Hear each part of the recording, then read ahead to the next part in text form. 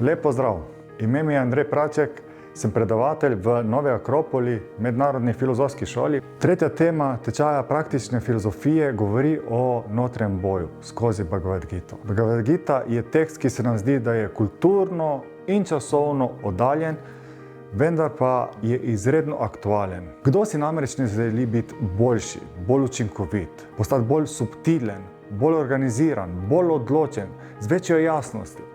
Ogromno je enih potencialov v človeku, ki se jih dostikrat ne zavedamo. Najprej treba odkriti, kaj vse je v nas, kaj vse lahko smo, kaj spi in je treba prebuditi. Zamislite si, da vozite avtomobil, ki ima 5-6 predstav, mi pa ves čas v prvi in drugi in ne gre naprej. Škoda.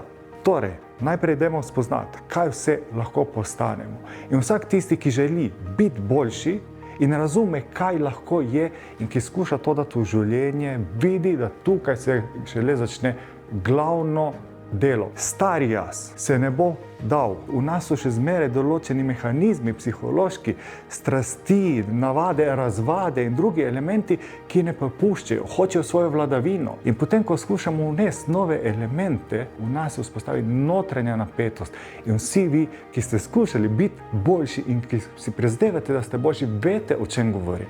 In nismo sami prepuščeni temu. Nismo prepuščeni svojemu, navdihu, ampak dediščina človeštva je zelo bogata. Imamo ogromno enih izkušenj. Največkrat so se podajali miti in naloga mitov je, da te potegne vase in ti omogoča, da sam odkriješ ključe, ki ti pomagajo skozi življenje.